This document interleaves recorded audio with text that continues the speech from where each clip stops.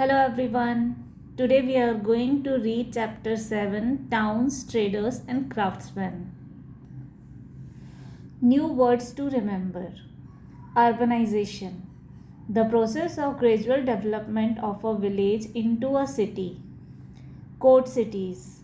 The cities which were seats of royal court of authority. Port cities. The cities which developed due to growth of overseas trade and commerce. Kalamkari, a style of fabric painting in Andhra Pradesh. In this style of painting, a cotton tipped bamboo stick is used for drawing outlines on fabric and then it is dyed in natural colors. Saltpetre, a crystalline white salty substance used as an ingredient for gunpowder. It contains potassium nitrate. King's balance, a balance by which the rulers were weighed against grains, gold or money, which was then distributed among poor. Such practice existed at Hampi. One of the important aspects of the medieval period in the 17th century was the fast-growing urbanization. The Arab, Turkish and Afghan migrants settled in towns and cities, and many new towns were founded. Growth of trade and the rise of cities. Some of the causes for the growth of trade and commerce which led to the rise of new towns are as follows. There was peace and racial harmony in the Mughal Empire. Travel was safe for traders. There were good means of transportation in the country. The roads were well linked. The rivers were also used for efficient transportation. The structure of taxes was uniform. A trader could sell his goods anywhere in the country. There was great demand for luxury goods. This gave great encouragement to handicrafts. The Mughal rulers issued coins in pure silver. These could be exchanged easily. The mandis, or the places where the farmers sold their grain, slowly developed into small and big towns. Sources of information about this period. The sources of history for this period are the accounts of foreign travelers who visited India during this period. They visited many towns and cities. They have included details about the prosperity of these towns in their description. Some of the travelers were Father Montserrat, Ralph Fitch, and Domingo Pace.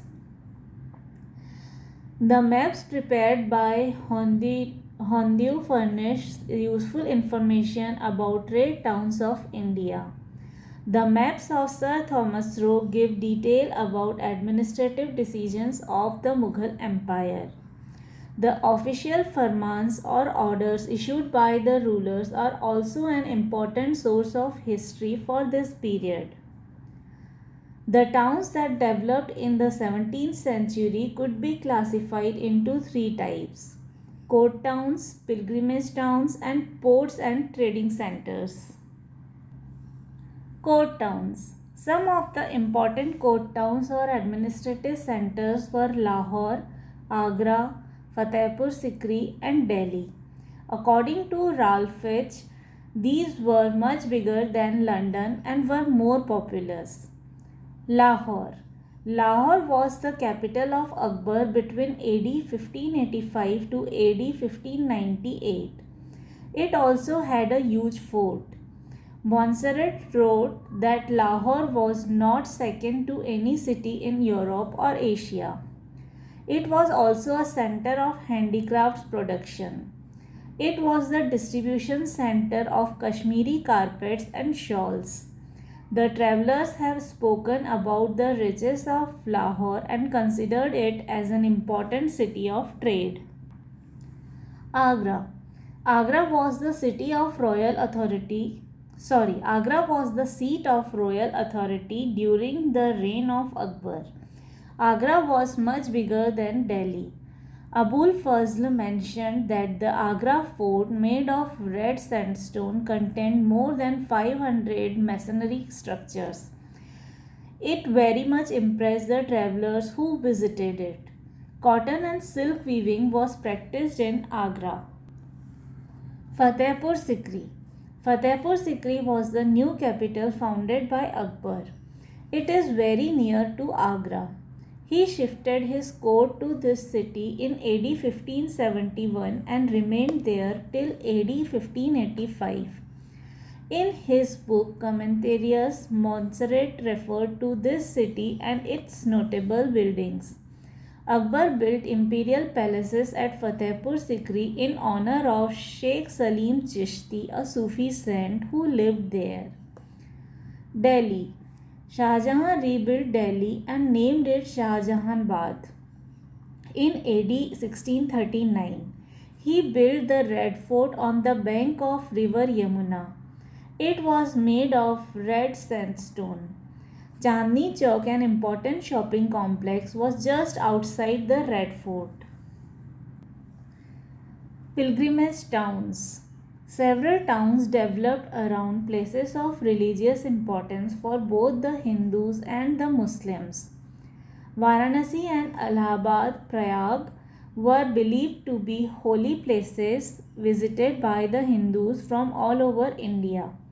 Fatehpur Sikri and Ajmer had the tombs of the Sufi saints. They therefore became the places of pilgrimage.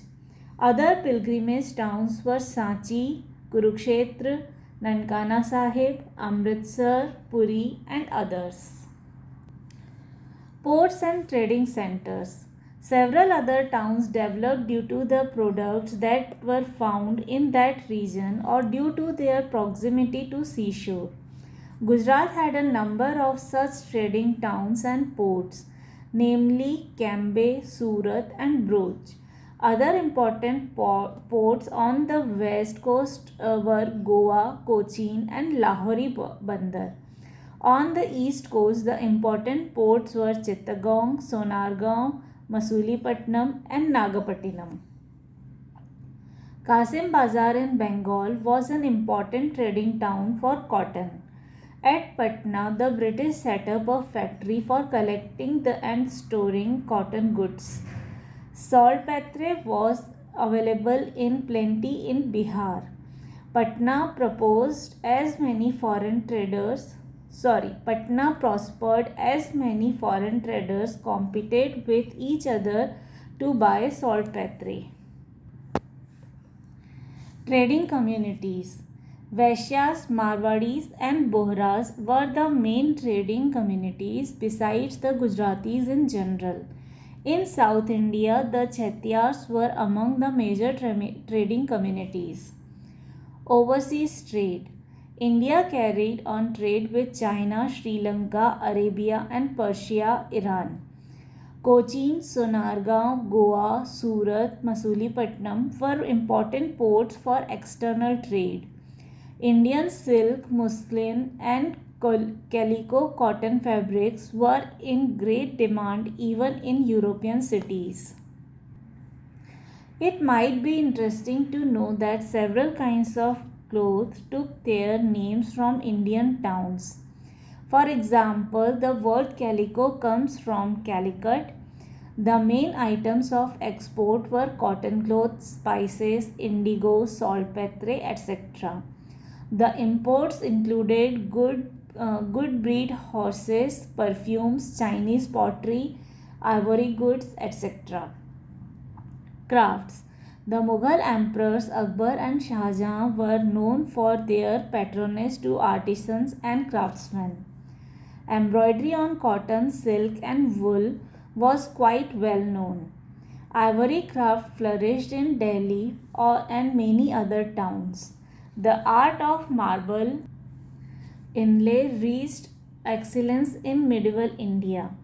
The finest of carpets were produced at Lahore.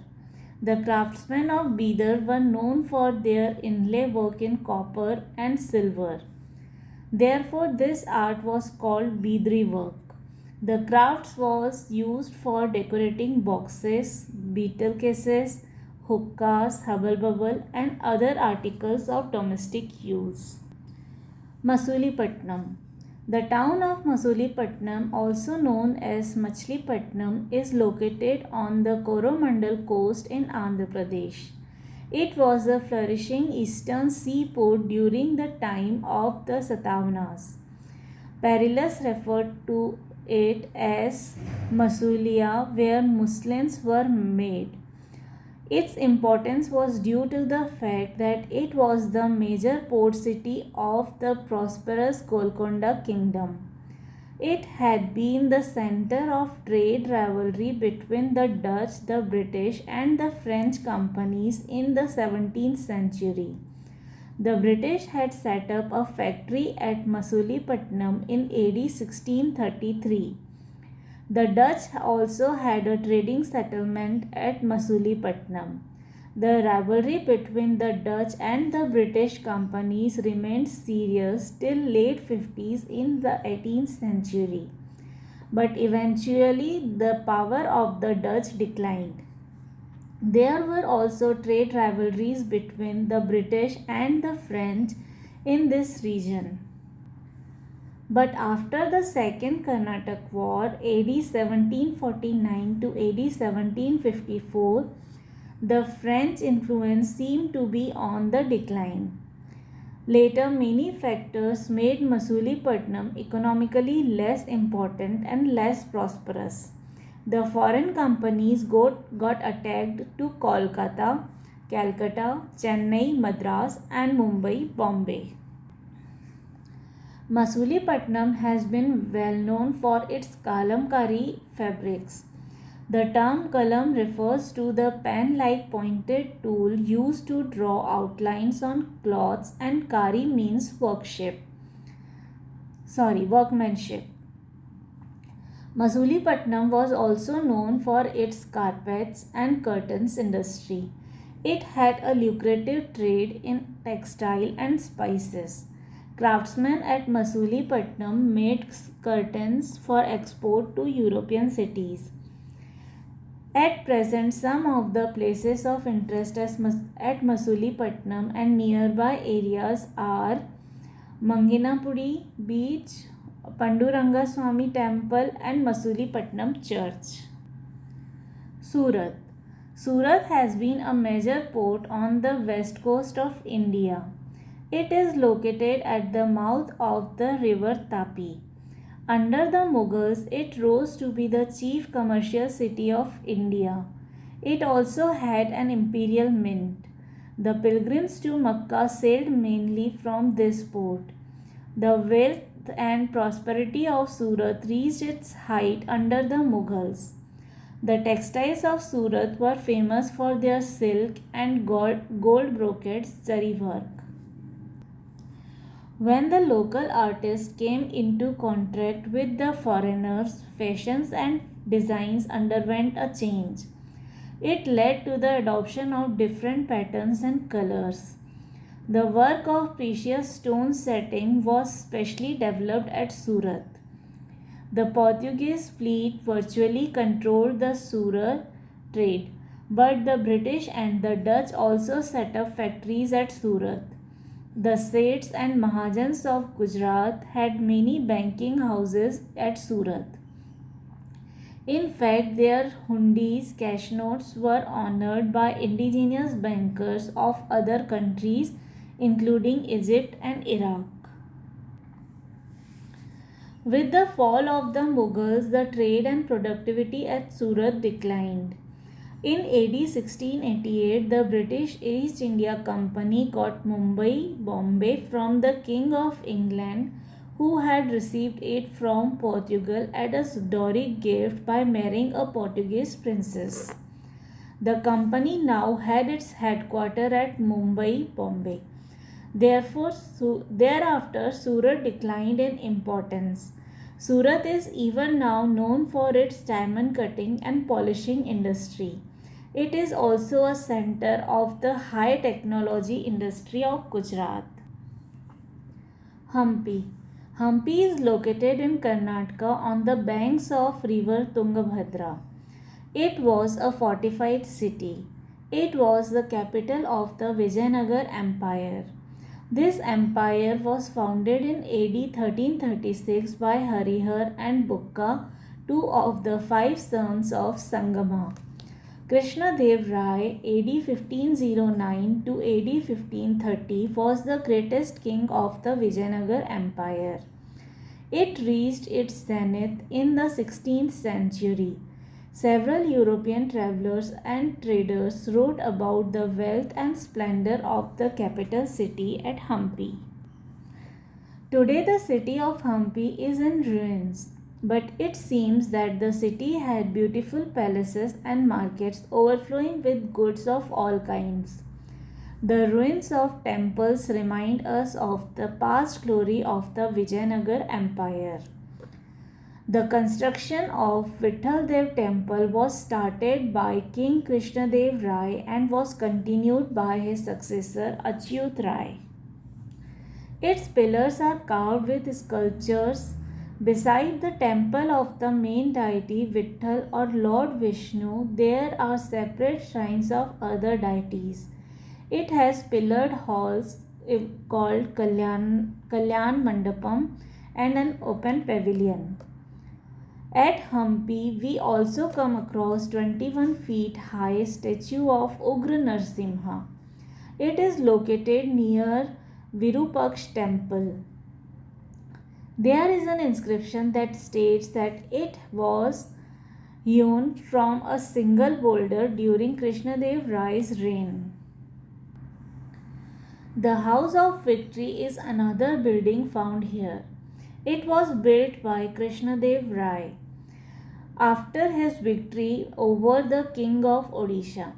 The Navratri and Dasahara celebration were organized on a grand scale at the palace.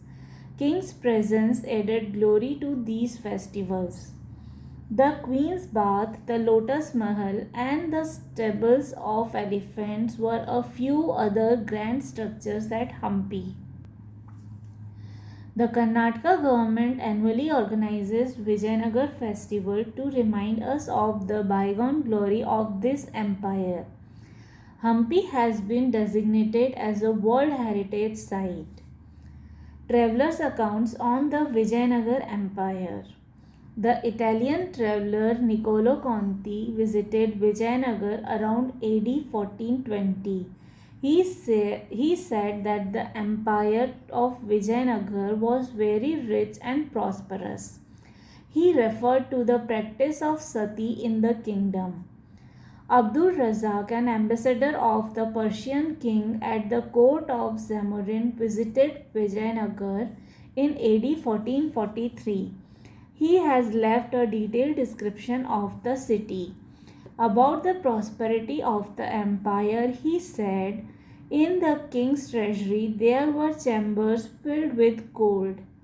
All the inhabitants of the kingdom, whether high or low, wear ornaments in their ears or around their necks and arms." A Portuguese traveler, Domingos Paes, said, "The king has many soldiers and many elephants. In the city of Vijayanagar, you will find men belonging to other nations because of the great trade it has. The city is stocked with food grains and pulses."